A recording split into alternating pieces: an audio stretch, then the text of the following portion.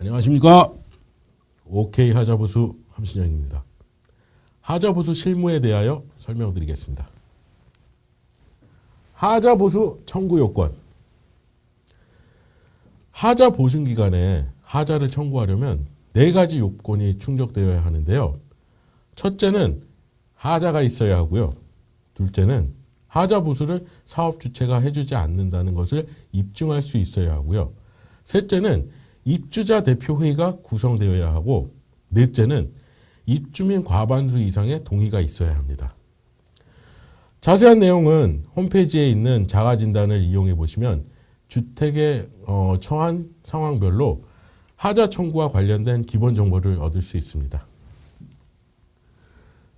입주민 기본 서류.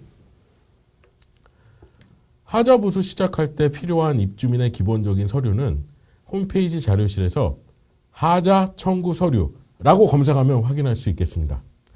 참고로 인감증명서는 기본적으로 한 통이 필요한데, 지급 동의를 해주는 건축주 쪽에서 하자 종결 처리를 하기 위해서 인감증명을 요구하는 경우가 있기 때문에 2통이 필요한 경우도 있습니다. 잊지 마세요. 하자 청구 방식. 보험사에 하자 보증금을 청구하는 방식은 2가지가 있습니다. 하나는 건축주로부터 보험금 지급 동의서를 받아서 청구하는 방법이 있고, 또 하나는 건축주가 지급 동의를 안 해줄 때 보험사로부터 하자 실사를 받는 방법이 있습니다. 실사 청구는 보험사에서 입주민이 제출한 하자 내역을 가지고 직접 방문하여 확인 후에 보수비를 지급하는 방식이고, 지급 동의 청구는 보험사에 1차적으로 청구 서류를 심사한 후에 보수비를 결정하는 방식입니다. 주택마다 처한 상황이 다를 수 있기 때문에 어떤 방법이 더 좋다 나쁘다 말할 수는 없지만, 대체로 지급 동의를 받아서 청구하는 방식이 더 실리적인 경우가 많더라고요. 공사 견적 비교. 하자 보수 진행 과정에서 여러 업체로부터 견적을 받았는데요. 대부분 합계 금액란의 숫자를 보고 판단하기 쉽고 실질적인 내용을 비교하기 쉽지 않은데요. 이는 업체마다 가격이 비슷비슷하고 견적서가 입주민이 이해하기 어려운 형식으로 되어 있어서 그런 경우가 많습니다. 공사 내용에 합당한 금액인지를 따져봐야 하는데, 금액 자체만 비교하다 보면 오히려 공사를 안 하느니 못한 상황이 생기는 사례도 있더라고요. 다음은 입주민이 회사에 견적서를 요청하는 방법상의 문제인데요. 공사 내용이 확정되지 않은 상태에서 모든 하자를 업체에 견적 요청하는 경우는 가급적 지양하는 것이 좋습니다. 하자가 많아 전체 공사비를 가늠해 보기 위한 경우는 그렇다 하더라도 편의 위주적으로도 견적을 요청하다 보면 이에 따른 비용도 결국 소비자 몫이 될 수 있는 부분이 있습니다. 여러 회사에 견적을 요청할 때에는 세세한 부분까지 모두 내달라고 하는 것보다는 공사 단위가 큰 공사, 옥상 방수처럼 공사 방법이 표준화되어 객관적인 비교가 가능한 것, 중심적으로 견적을 요청하는 것이 효율적인 경우가 많습니다. 견료 단열처럼 회사마다 공사 방법이 다를 수 있는 품목은 입주민이 공사 방법이나 자재 규격을 회사에 제시하고 견적을 받아야 가격과 품질을 비교하기 쉽습니다. 세대 공사 형평성. 입주민의 의견 일치가 어려운 부분이 세대 내부 공사입니다. 입주자 대표가 가장 신경이 쓰이는 부분이기도 하고요. 어떤 세대는 하자가 많고 어떤 세대는 하자가 없다 보니 공사 예산을 사용하는데 이견이 있을 수 있다고요.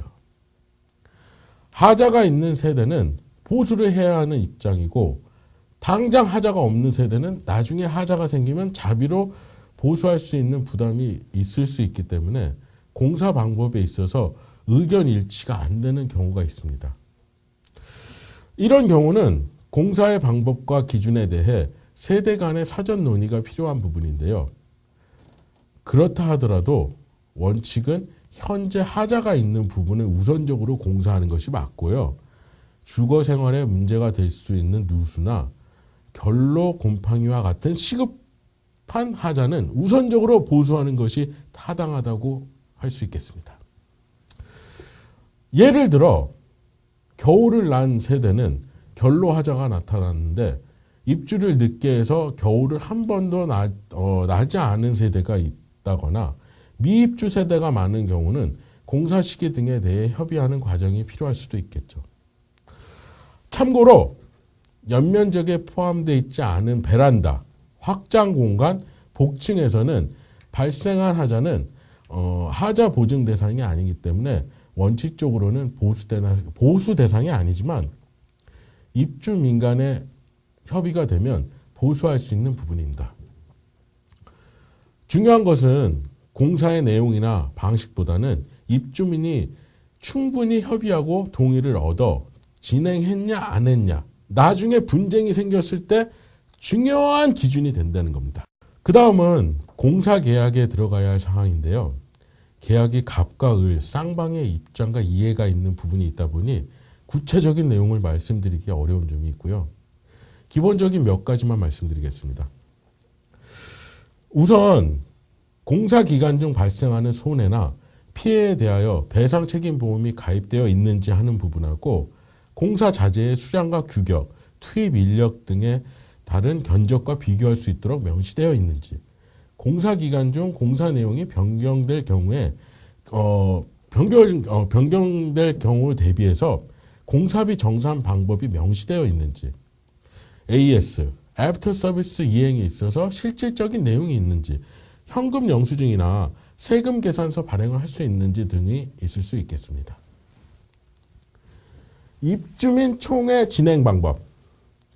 마지막으로 입주민 총회 진행 방법에 대해 말씀드리겠습니다. 총회는 안건이라는 내용과 의결이라는 형식이 필요한데요. 안건은 총회 전에 미리 공지하여야 하고 총회가 끝날 즈음에는 안건에 대한 결말이 있어야 총회의 목적이 달성했다고 볼 수 있습니다. 예를 들면 총회 공고문에 이번 총회 안건은 이겁니다 라고 미리 알리고 총회에서 안건에 대한 찬반 의사를 표시하는 방식으로 진행하게 됩니다. 안건을 의결하기 위해서는 기준이 필요한데요. 이 부분은 총회에서 입주민이 정하면 됩니다. 예를 들면 이 안건은 전 세대의 과반수가 참석하여 참석자의 3분의 2 이상의 찬성하면 안건이 통과되는 것으로 하겠습니다. 뭐 이런 식으로요. 이 같은 진행 방식이 필요한 이유는 세대 의견을 수렴하고 결론을 내기까지 필요 이상의 총회를 하게 되는 경우가 많기 때문인데요. 세대 간에 의견 일치가 안 되어 총회를 수개월, 1년 이상 하는 것도 있더라고요. 총회의 형식이 중요한 또 한 가지 이유는 민주주의 절차를 통하여 내린다는 결론이 나중에 그 결과가 다소 미진하다 하더라도 한 개인에게 모든 책임을 전가하기 어렵기 때문에 나중에 뒷말이 나올 소지가 적다는 점입니다.